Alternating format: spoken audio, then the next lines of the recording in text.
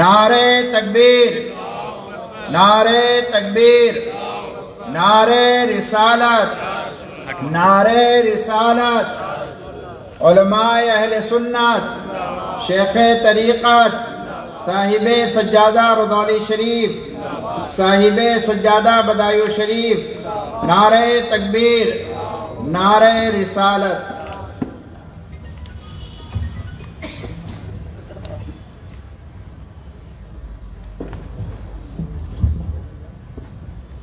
بسم اللہ الرحمن الرحیم وبہ نستعین۔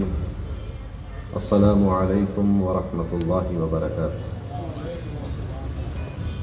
الحمدللہ القادر المقتدر القدیر، والصلاة والسلام علی السید البشیر النذیر، وعلی آلہ واصحابہ ووارث حاله الامین المکین محی الدین برحمتک یا ارحم الراحمین، وبعد۔ اعوذ باللہ من الشیطان الرجیم، بسم اللہ الرحمن الرحیم۔ ان اللہ لا یغیر ما بقوم حتی یغیروا ما بانفسهم۔ صدق اللہ العظیم وبلغنا رسولہ النبی الامین الکریم الرؤوف الرحیم، ونحن على ذلك لمن الشاهدين والشاكرين والحمد لله رب العالمين۔ قال الله تبارك وتعالى مخبرا وآمرا تكريما لحق نبيه وتعظيما، إن الله وملائكته يصلون على النبي يا أيها الذين آمنوا صلوا عليه وسلموا تسليما۔ اللهم صل على لبيك اللهم ربي وسعديك، اللهم صل وسلم وزد وبارك عليه وعلى آله وأصحابه ووارث حاله وعلى من لديه صلاة وسلاما عليك يا رسول الله صلی اللہ تعالی علیہ وسلم۔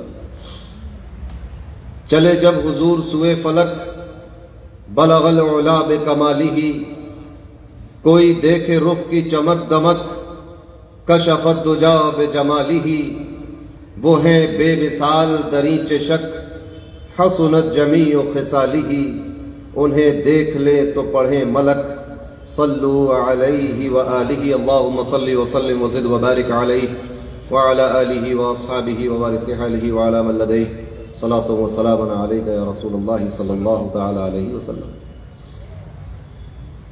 اللہ تبارک و تعالیٰ کا فضل و احسان کہ اس نے ہمیں اور آپ کو اس بابرکت اور نورانی اور بارونق محفل میں حاضر ہونے کی توفیق عطا فرمائی۔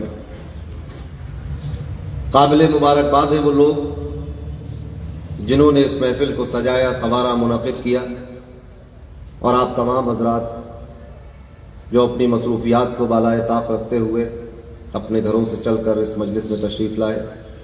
اللہ تبارک و تعالی ہم سب کو جزائے خیر عطا فرمائے۔ آمین۔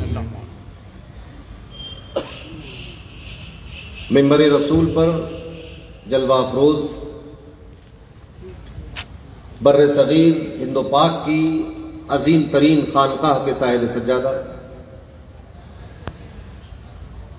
سلسلہ عالیہ چشتیہ صابریہ کی سب سے عظیم خانقاہ اس دنیا میں، اس روئے زمین پر، اس کے صاحب سجادہ حضور نیر میاں صاحب قبلہ مدظ اللہ العالی تشریف فرما ہے، اور ان کے ساتھ ان کے ولی عہد حضرت مولانا آفاق احمد احمدی مدظ اللہ العالی وہ بھی تشریف فرما ہے۔ آج کے اس اجلاس کو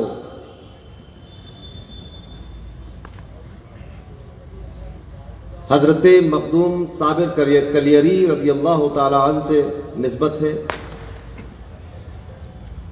اور اس کے ساتھ ساتھ شیخ العالم حضرت الشیخ احمد عبد الحق رودولوی صاحب توشہ قدس سرہ سے اس کو نسبت ہے۔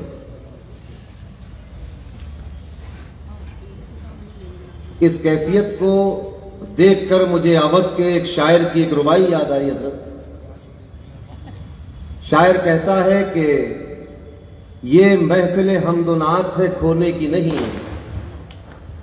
یہ محفل حمد و نعت ہے کھونے کی نہیں، دل اور آنکھوں میں نیند بونے کی نہیں، ہر سمت برس رہا ہے سونا جیسے، یہ رات تو سونے کی ہے سونے کی نہیں۔ کیا کہنے، سبحان اللہ۔ ہر سمت برس رہا ہے سونا جیسے، یہ رات تو سونے کی ہے سونے کی نہیں۔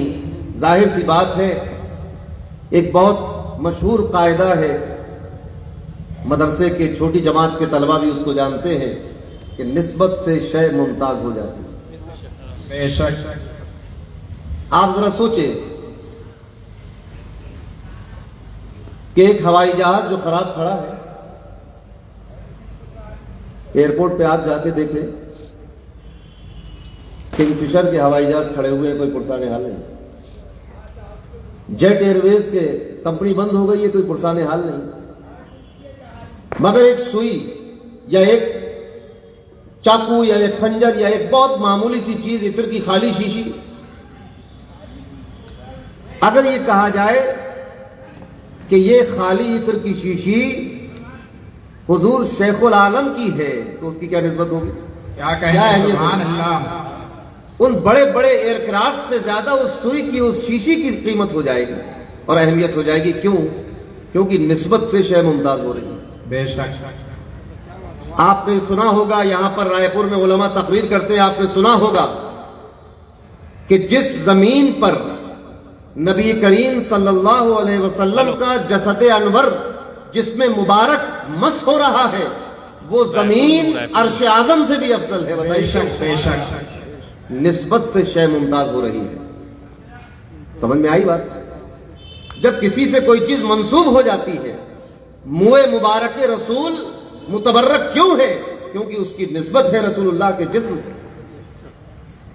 خرقہ مبارک آپ نے عرس میں بارہا اس کی زیارت کی ہوگی، وہ اتنا متبرک کیوں ہے کہ جب صاحب سجادہ اس کو زیب تن کر لیتا ہے تو زمین پر پیر نہیں رکھے جاتے؟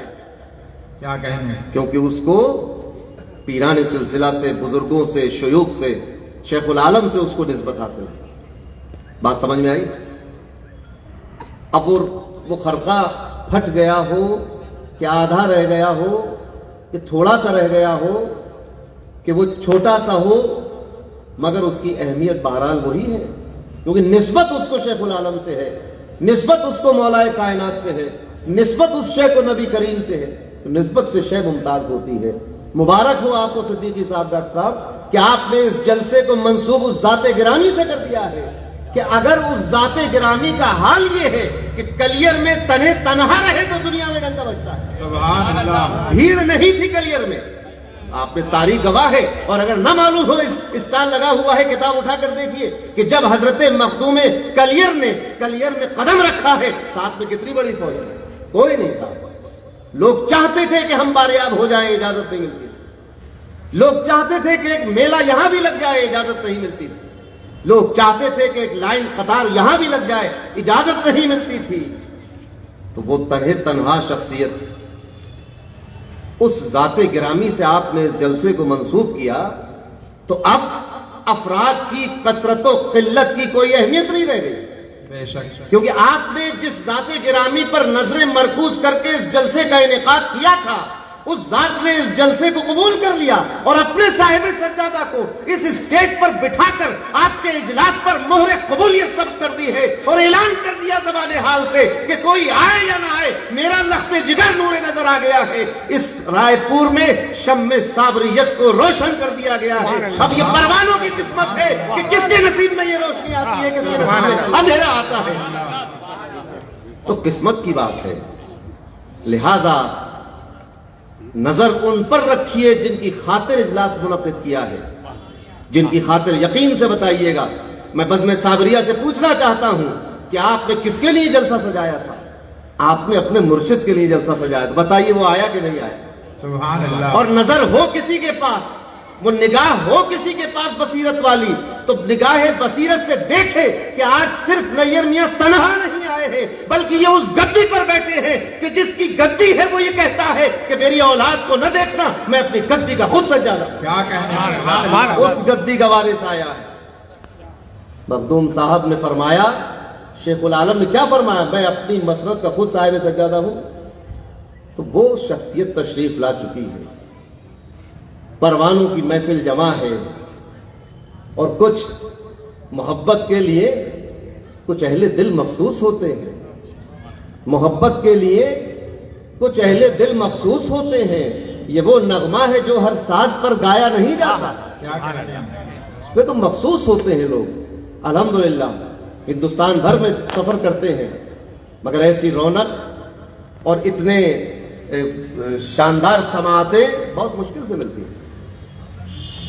اور یہ ماحول، گرمی بھی نہیں لگ رہی ہے نہ سردی ہے، اور جس سے ہم محبت کرتے ہیں، جو ہمارا شیخ ہے، جو ہماری عقیدتوں کا مرکز ہے، وہ آج ہماری نگاہوں کے سامنے جلوہ افروز بھی ہے. سبحان اللہ.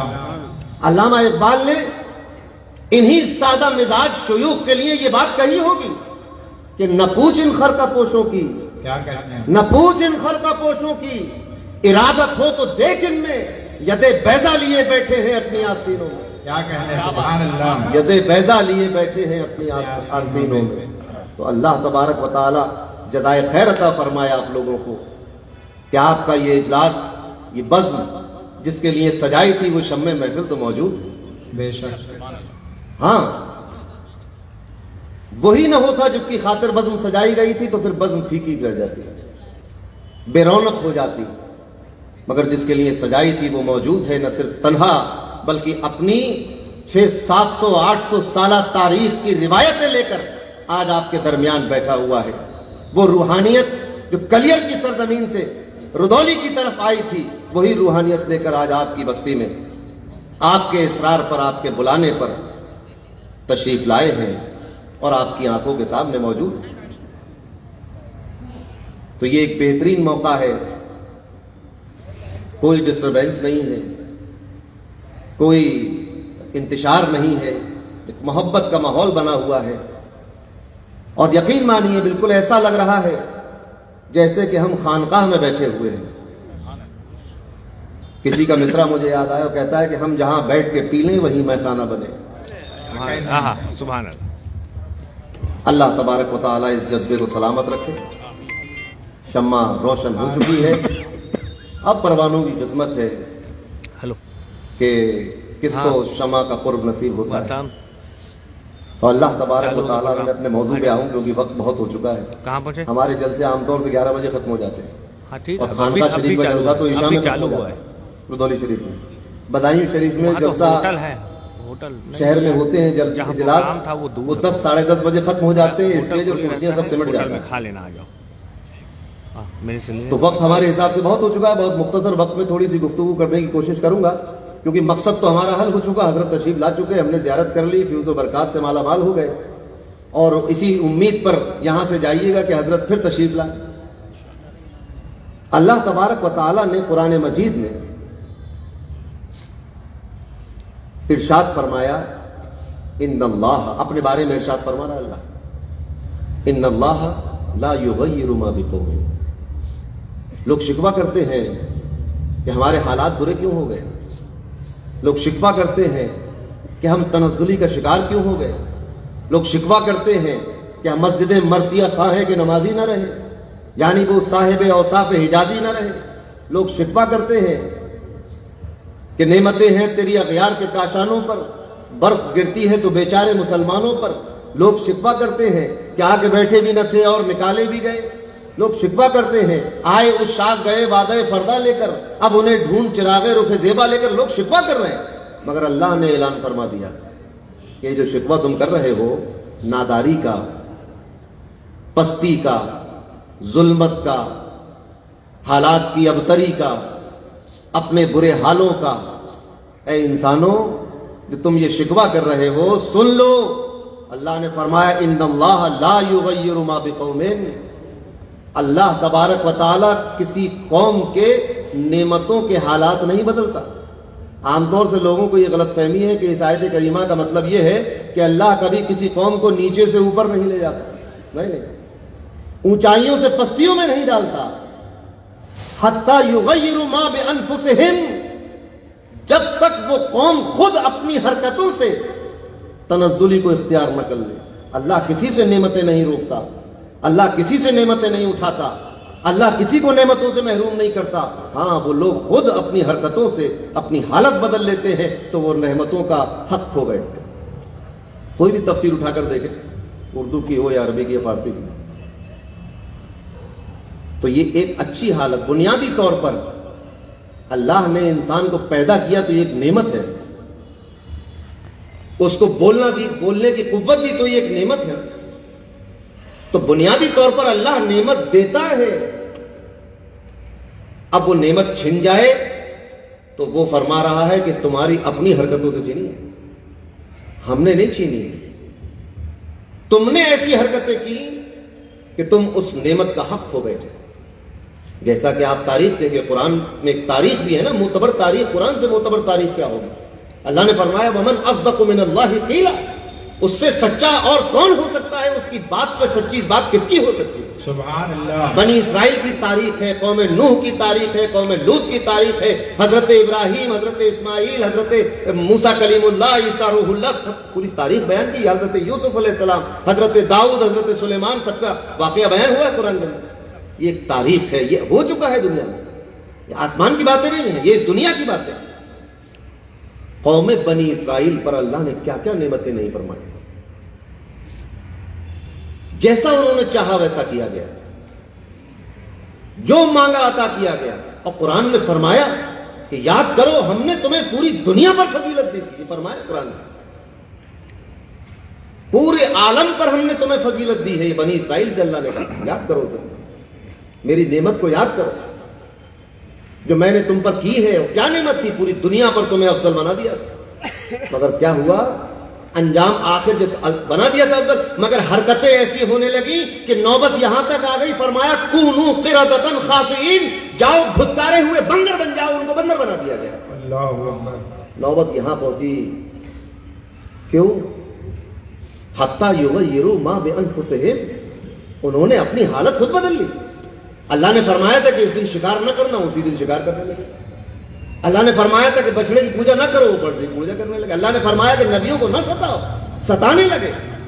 اللہ نے فرمایا کہ نبیوں کی تصدیق کرو، ان کا کہنا مانو، ان کو جھٹلانے لگے، ان سے مناظرے کرنے لگے، ان سے الٹے سیدھے سوال کرنے لگے، ان کو پریشان کرنے لگے. جو اللہ نے کہا اس کی نافرمانی کی. اللہ نے کہا اس شہر میں داخل ہو جاؤ، نہیں داخل ہوں گے. اس طرح داخل ہو، نہیں اس طرح نہیں داخل ہوں گے. جاؤ تم اس جا کر اپنے شہر کو آزاد کرا لو، تو ہم تو نہیں جائیں گے. موسیٰ تم اور تمہارا رب جا کر جنگ کرے. یہ حال تھا کس کا؟ اس قوم کا جس کو عالمین پر فضیلت دی تھی. پھر وہ فضیلت کہاں گئی؟ ہوتے ہوتے کیا کہہ دیا اللہ نے ان سے؟ نبی کریم صلی اللہ علیہ وسلم کا دور آتے آتے یہ حال ہو گیا کہ اب یہودیوں سے یہ کہا جا رہا ہے کہ اے یہودیوں، تم سب سے پہلے کافر ہونے والے کیوں بن رہے ہو؟ تم تو نہ بنو سب سے پہلا انکار کرنے والے. اپنی کتابوں کو دیکھو، تم نے کتابوں میں تحریف کی، تم نے کتابوں کو بدلا اور یہ کہہ دیا کہ یہی اللہ کا قول ہے. تم نے اپنے دین کو بدل لیا، تم رسوا ہو گئے، بے عزت ہو گئے، کیا کیا نہیں ہو گیا ان کے ساتھ. اور ایسے رسوا ہوئے کہ سورہ فاتحہ میں آخری جملے میں اعلان کر دیا گیا ان کی رسوائی کا. اب ہندوستان سے لے کے عرب تک، اور وہاں سے لے کے امریکہ تک، اور وہاں سے لے کر جاپان اور فجی تک، دن میں 5 مرتبہ یہود و نصارہ کی بربادیوں کی اور رسوائیوں کی اور ذلت کی کہانی مسجد میں پڑھی جاتی ہے. سورہ فاتحہ میں غیر المغضوب علیہم ولا الضالین. اب یہ حال ہو گیا ہے ان کا. وہی قرآن جو ان کی عزتوں کی بات کر رہا تھا، وہی قرآن آج ان کی ذلت کی بات کر رہا ہے اور کہہ رہا ہے کہ لوگوں اللہ سے دعا کرو کہ ہمیں یہود و نصارہ کے راستے پہ نہ چلائے. بات سمجھ میں آئی؟ تو انسان اپنی حرکتوں سے اللہ کی نعمتوں سے محروم ہو جاتا ہے. فرمایا ان اللہ لا یغیر ما بقوم، اللہ پر یہ شکوہ نہ کرنا کہ مولا تو نے ہم سے ہماری نعمتیں چھین لی. اپنے گریبان میں منہ ڈال کر دیکھو کہ آخر ایسا کیا ہو گیا ہے کہ یہ دنیا جو کل تک پیچھے پیچھے بھاگ رہی تھی، آج ہم اس کے پیچھے پیچھے بھاگ رہے ہیں اور وہ مڑ کر دیکھنے کو تیار ہیں. شاعر مشرق نے کہا تھا، سمجھانے کی کوشش کی تھی کہ وضع میں تم ہو نصارہ تو تمدن میں ہنود. یہ مسلمان ہے جنہیں دیکھ کے شرمائے یہود. وہ وجہ کیا ہے؟ طریقے مصطفیٰ کو چھوڑنا ہے وجہ بربادی. اسی سے قوم دنیا میں ہوئی بے اقتدار. اپنی قوم مذہب سے ہے، مذہب جو نہیں تم بھی نہیں. یہ سب کہا گیا اور یہ تاریخ ہے. یہ شعر کی زبان میں کیونکہ افادہ اور استفادہ بہت یعنی افہام و تفہیم سمجھنا اور سمجھانا بہت آسان ہوتا ہے، مگر حقیقت یہ ہے کہ پوری تاریخ جو دیکھیں، جو مکے کی تاریخ، مکے کہاں سے؟ غار حرا سے شروع ہوتی ہے، غار حرا سے شروع ہوتی ہے، پھر ہجرت کا سفر ہوتا ہے، پھر مدینے میں قیام ہوتا ہے، پھر سلطنت اسلامیہ قائم کی جاتی ہے، مملکت اسلامیہ قائم ہوتی ہے، بدر کا میدان ہوتا ہے، احد ہوتا ہے، خندق ہوتی ہے، فتح مکہ ہوتی ہے، اور ایک ذری باب کھل جاتا ہے مسلمانوں کی تاریخ کا. سبحان اللہ. اور یہ عالم تھا. سنتے چلیے، آج جو پوری دنیا میں یہ بلدیہ کا نظام قائم ہے، نگر پالکا کارپوریشن، اس کا کام کیا ہے؟ پانی گھر میں پہنچے، بجلی صحیح رہے، سڑکیں صحیح رہے، صفائی رہے محلے میں، گلیوں میں. آپ ذرا سوچیں کہ آج سے 1000 سال پہلے، 1100 سال پہلے، تقریباً 1000 سال پہلے اندلس میں ہر گھر کے اندر نہ صرف یہ کہ پانی پہنچتا تھا بلکہ ٹھنڈا اور گرم دونوں پانی پہنچتے تھے. کیا کہنے ہیں؟ یہ اسلام کا عروج تھا. یہ وہ سنہری تاریخ ہے جو اس زمانے کے ماتھے پر سنہری حروف سے لکھی ہوئی. یہ وہ عزت کا دور تھا، یہ عروج کا دور تھا جب مسلمان اللہ کا شیدائی تھا، آپس میں محبت کرتا تھا، نبی کو ملجا و ماوا سمجھتا تھا، مالک و مختار سمجھتا تھا، ان کی شریعت کو سینے سے لگائے ہوئے تھا، اس پر عمل پیرا تھا، دین کے لیے جیتا تھا اور دین کے لیے مرنے کا عزم رکھتا تھا. تو عالم یہ تھا کہ یورپ کے لوگ اگر کبھی آ جاتے تھے اندلس میں تو واپس جا کر یہ کہتے تھے کہ اس دنیا میں ایک ایسا شہر ہے جس کی سڑکیں شیشے کی بنی ہوئی. یہ کس کی کہانی ہے؟ یہ اسی قوم کی کہانی ہے.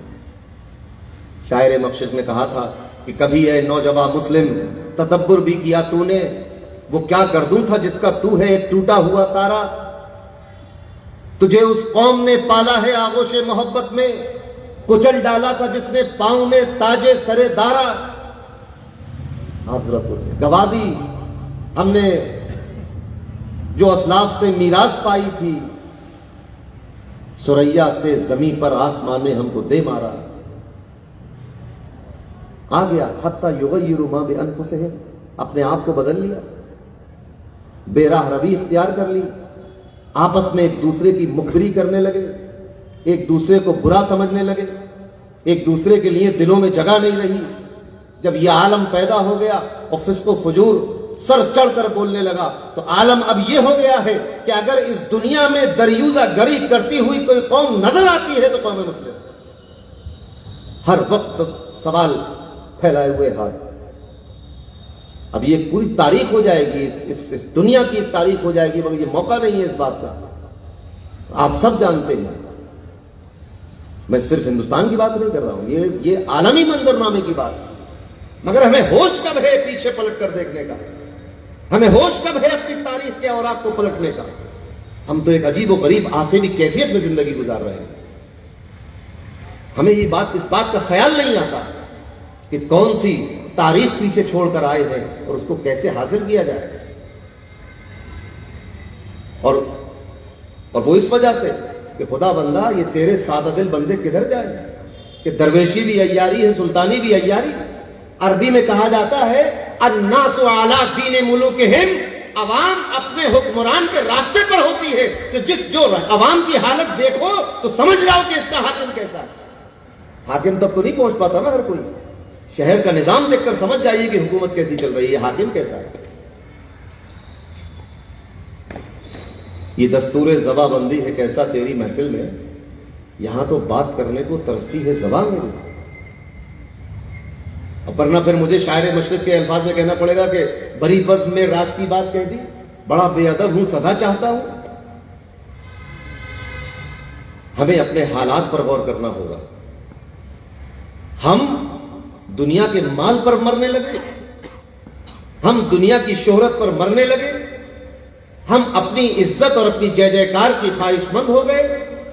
ہم نے پڑوسی کو چھوڑ دیا، ہم نے ایمانی اخوت اور غیرت اور حمیت کو چھوڑ دیا، ہم نے بھائی چارے کو بھائی چارہ نعرے بہت لگتے ہیں بھائی چارے کے کہ ہم امن قائم کر دیں گے، مگر آپس میں امن قائم نہیں ہو پاتا۔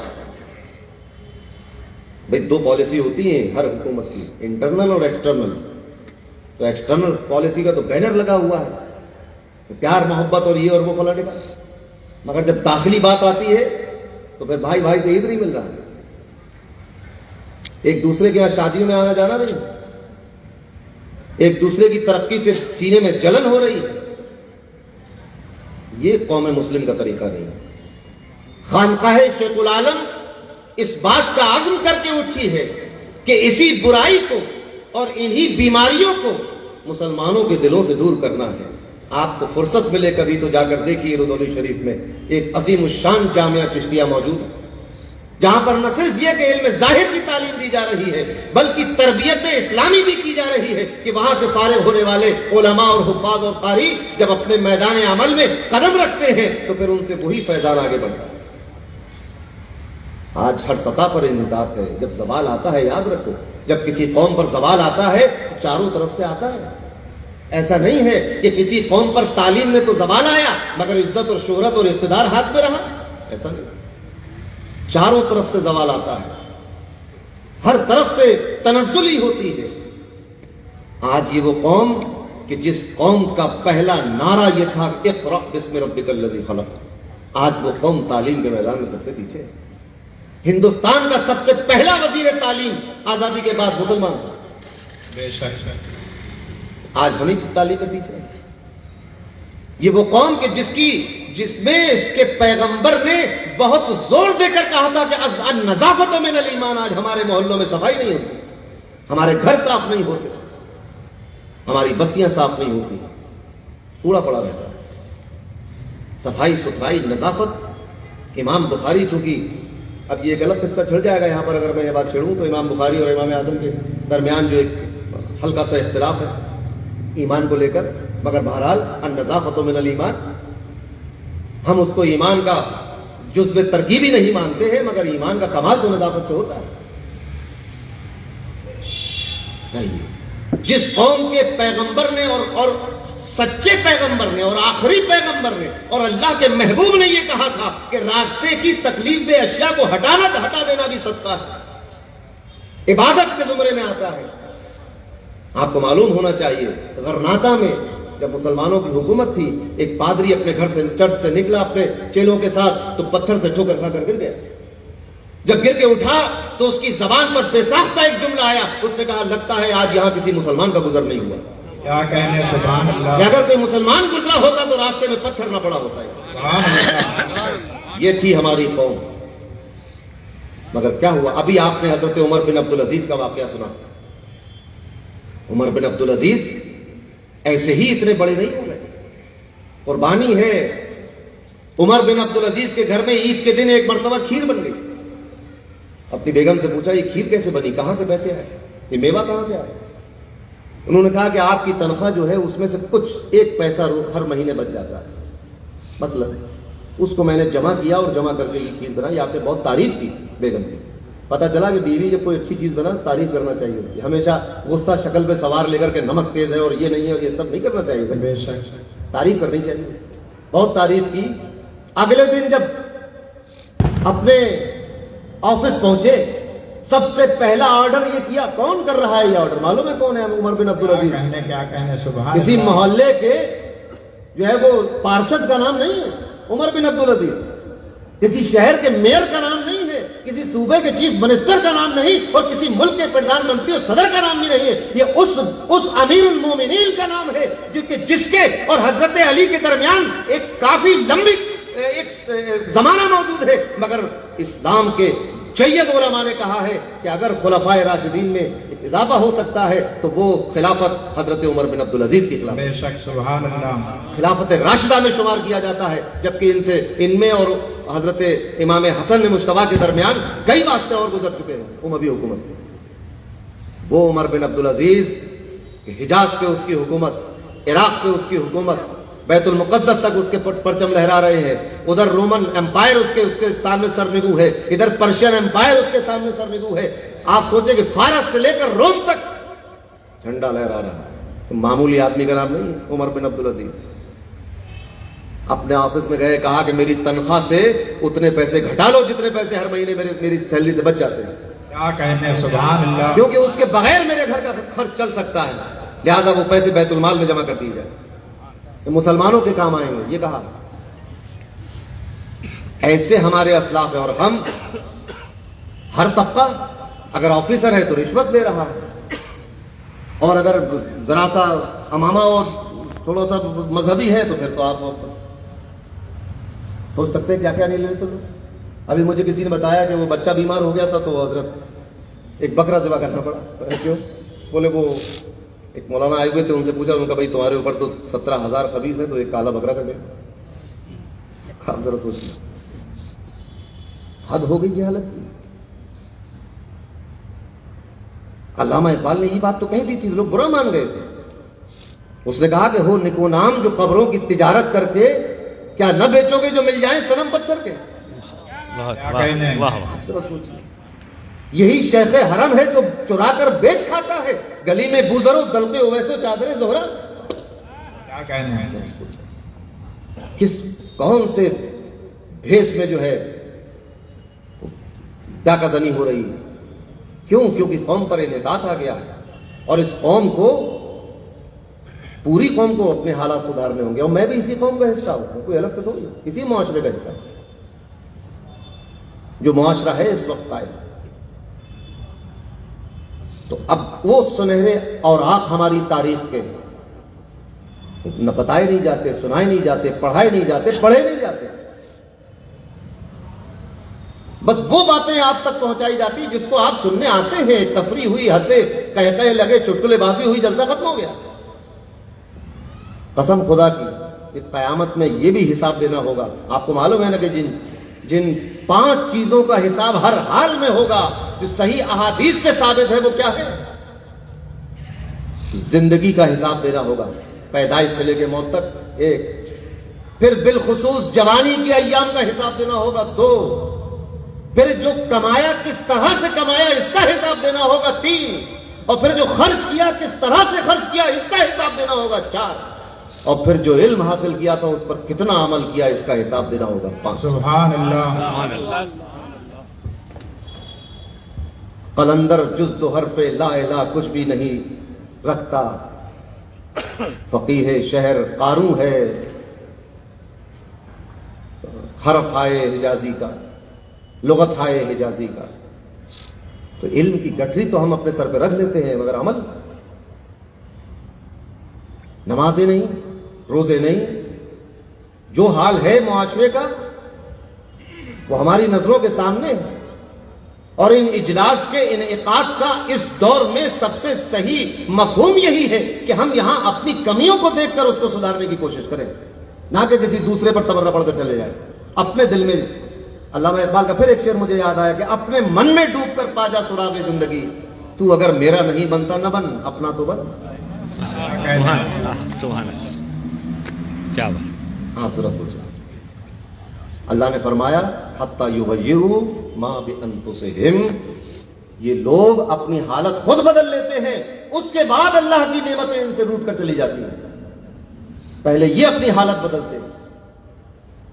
تو اس جلسے کا, یہ بزم صابریہ نے جو جلسہ کیا ہے, یہ بزم صابری رائے پور نے جلسہ منعقد کیا ہے, اس کا مقصد یہی ہے کہ ہم اپنی اصلاح کریں.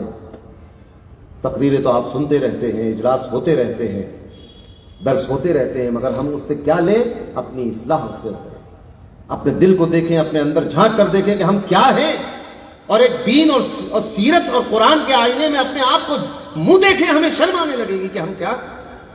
یہ ہے اسلامی زندگی اور یہ ہے ہماری زندگی. کوئی مناسبت نہیں ہے, اور کسی سطح پر مناسبت نہیں ہے, اور کسی گروہ کی اور کسی طبقے کی مناسبت نہیں, الا ماشاء اللہ. تو مسلمانوں, ضرورت اس بات کی ہے کہ ہم متحد ہو جائیں, محبت پیدا کریں, وسعت پیدا کریں, دلوں کو بڑا کریں, اخلاق کو اچھا کریں, اعمال صالحہ کی جستجو میں لگے رہیں, ایمان مضبوط رکھیں, عقیدہ اچھا رکھیں.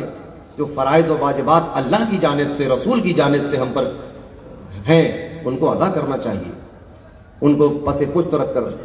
میں دیکھتا ہوں کہ نیازیں ہوتی ہیں بڑی بڑی، اور اس نیاز کو بنانے کے کمیٹی جو ہوتی ہے وہ نیاز ہی بناتی رہ جائے، اذان بھی دے دی، حی علی الصلاۃ بھی ہو گیا، حی علی الفلاح بھی ہو گیا، السلام علیکم ورحمۃ اللہ، السلام علیکم ورحمۃ اللہ، یہ سب ہو گیا، وہ دیگ میں ڈنڈا ہی چلاتے رہے۔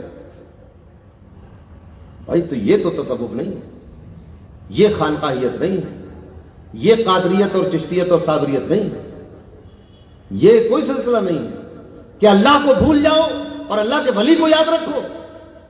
یہ کون سا سلسلہ ہے؟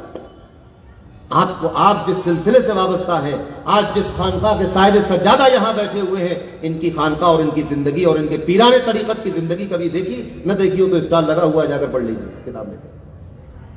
نمازوں کا اہتمام ہے، جب کوئی شیخ آپ کے شہر میں آئے تو کم سے کم 3 نمازوں کے وقت میں اس کے پاس بیٹھو اور دیکھو کہ نماز کے وقت میں کیا ہوتا ہے،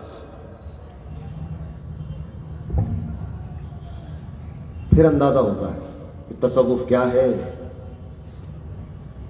نماز ہی غائب، افضل العبادہ، روز محشر کی جان گداز بود، اولی پرسش نماز بود، سبحان اللہ، وہی غائب ہے۔ تو ہمیں اپنے اعمال اچھے کرنے ہیں، اپنے مشائخین سے اپنے دلوں کی اصلاح کرانی ہے، اپنا تزکیہ کرانا ہے، اپنے نفس کو کچل دینا ہے، اللہ کی اور اس کے رسول کی مرضی کو مقدم رکھنا ہے، نہ کہ اپنی مرضی کو مقدم رکھنا ہے، اس کی مرضی کو مقدم رکھنا ہے۔ تو ہم چونکہ قوم اپنے حالات بدل چکی، اس لیے اس کی رحمتوں نے ہم سے منہ پھیر لیا۔ ہاں، اب اسی آیت کریمہ کا دوسرا مفہوم یہ بھی نکل سکتا ہے کہ اگر قوم پھر سے متقی ہو جائے، پرہیزگار ہو جائے، اللہ اور رسول کے کہنے پر چلنے لگے، تو جو رحمتیں رکی تھیں وہ پھر جاری ہو جائیں، پھر سے جاری ہو جائیں، اور یقیناً جاری ہوں گی، کیونکہ اللہ نے وعدہ کر لیا ہے کہ یہ دین ہر حال میں ہر دین پر غلبہ کر رہے ہیں۔ ضرورت اس بات کی ہے۔ اب بہت سی جماعتیں نکلی ہیں جو مسلمانوں کی اصلاح کرنے کے لیے، ارے بھائی ہم قادری ہیں، ہم چشتی ہیں، ہم صابری ہیں، ہم نظامی ہیں، اب بھی ہماری اصلاح کرو گے تم؟ کہاں صاحب آپ کی اصلاح کریں گے؟ وہ کیسے ہوگی اصلاح؟ کو سب سے پہلی اصلاح تو یہ ہے کہ آج سے یا رسول اللہ نہ کہنا، درگاہوں پہ نہ جانا، فاتحہ نہ کرانا، بھائی یہ یہیں سے اصلاح شروع ہوتی ہے۔ آپ ذرا سوچیں، یہ نوبت آ گئی ہے ہماری کہ اب ہم سے ان باتوں پر ڈیبیٹ کی جا رہی ہے جن باتوں کو ہمارے اسلاف نے طے کر کر کتب خانوں میں رکھ دیا ہے۔ سبحان اللہ، رکھا جا چکا۔ بڑا نام سنا ہوگا آپ نے شیخ ابن تیمیہ کا، ہر سوال کا جواب دیا جا چکا ہے۔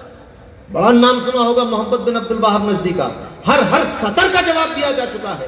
بہت نام سنا ہوگا اسماعیل دہلوی کا، ہر حرف کا جواب دیا جا چکا ہے۔ کوئی مسئلہ علماء نے چھوڑا نہیں ہے ایسا، اور سب نے مل کر دیا۔ چشتی، قادری سب مل گئے، سہروردی، نقشبندی سب نے مل کر جو ہے وہ ناموں سے رسالت کی جنگ لڑی اور طے کر دیے ہیں مسائل سارے، مگر افسوس یہ کہ ہمیں معلوم نہیں۔ آج پھر ہمارے درمیان ایک آدمی آ کر کہتا ہے کہ یا رسول اللہ نہ کہو، یہی اصلاح ہے؟ استغفر اللہ، یہ اصلاح ہے؟ یہی تو خرابی ہے۔ لمبی داڑیاں اور بڑے بڑے نشانات اور 10,000 عمرے اور 50,000 مدرسے، اور یہ اس کے روب میں نہ آنا۔ ایمان ہی نہیں ہے تو پھر یہ سب کس کام کا؟ ایمان۔ اب اصلاح تو اللہ تو ہمارے بارے میں کہہ چکا، کنتم خیر امۃ، تم تو سب سے بہترین امت ہو۔ سبحان اللہ، اور کون؟ جو رسول اللہ کے وفادار ہیں۔ اور کیوں ہے بہترین امت؟ اخرجت للناس، اور تم سب سے بہترین امت ہو۔ لوگوں کے درمیان نکلو، کیوں نکلو؟ بھلائی کا حکم دو، برائی سے روکو۔ تو ہم سے اللہ نے کہا۔ اب میں ایک مثال دیتا ہوں اس موقع پر کہ ایک صابن سے آپ نہا رہے، وہ ہاتھ سے پھسل کے گر گیا، اب اس پہ دھول لگ گئی۔ اب اس صابن کو دھونے کے لیے کیا استعمال کریں گے آپ؟ ایریل یا کوئی دوسرا صابن، رن یا سرف ایکسل؟ کیا کریں گے؟ صابن کو کسی صابن سے نہیں دھویا جاتا، پانی میں گھس دیا جاتا ہے، صابن صاف ہو جاتا ہے۔ ضرورت اس بات کی ہے کہ ہم چونکہ خود پوری دنیا کی برائی دور کرنے کے لیے اس دنیا میں آئے تھے، اب ہم ہی پر گرد و غبار کھا گیا ہے۔ ضرورت اس بات کی ہے کہ ہم عشق مصطفیٰ میں اللہ کی خشیت سے، اللہ کے خوف سے اگر 2 آنسو اپنی آنکھوں سے گراتے ہیں سبحان اللہ، اور اپنے دل کو ان آنسوؤں سے دھو لیں، ہمیں کسی صابن اور کسی ڈٹرجنٹ پاؤڈر کی ضرورت نہیں ہے۔ یہ جماعتیں اپنا بوریا بستر لپیٹ کر یہاں سے چلی جائیں، مگر ہوتا کیا ہے کہ ہمارا عقیدہ، ایک تو معلومات نہیں ہے، علم نہیں ہے، اعمال نہیں ہے ہمارے پاس، تو شیطان جو ہے وہ حملہ اس کا کارگر ہو جاتا ہے۔ ابھی کرونا پھیلا تھا تو ایک 2-3 لفظ مارکیٹ میں بہت چلے، جیسے امیونٹی سسٹم سنا ہوگا آپ نے، بھائی امیونٹی سسٹم کمزور ہے، اس لیے تو اپنی امیونٹی بڑھاؤ. یہ کمزور ہے اس لیے تو شیطان کا حملہ ہم پر، ہر وائرس ہمارے اوپر آ جاتا ہے. کبھی ہم پر جو ہے بدعقیدگی کا وائرس ہے، کبھی ہم پر جو ہے وہ رسول اللہ کی توہین کا وائرس ہے، کبھی ہم پر اہل بیت کی توہین کا وائرس ہے، کبھی ہم پر صحابہ کو برا بھلا کہنے کا وائرس ہے، کبھی ہم پر اولیاء کے ساتھ جو ہے وہ بدتمیزی کرنے کا وائرس ہے. یہ کیوں آ رہا ہے؟ اندر سے امیونٹی کمزور ہے. وہ امیونٹی کیا ہے؟ وہ ہمارا ایمان ہے، ہمارا علم ہے، ہماری وراثت ہے، رسول اللہ کی تعلیم ہے. آج بھی ہو جو براہیم سائیمہ پیدا، آگ کر سکتی ہے انداز گلستہ پیدا. اللہ تبارک و تعالی ہمارے حالات بدلنے میں اپنے پیارے حبیب کے صدقہ و طفیل ہماری مدد فرمائے اور ان بزرگوں کے دامن کرم سے ہمیں وابستہ رکھے. السلام علیکم وآخر دعوانا ان الحمدللہ رب العالمین.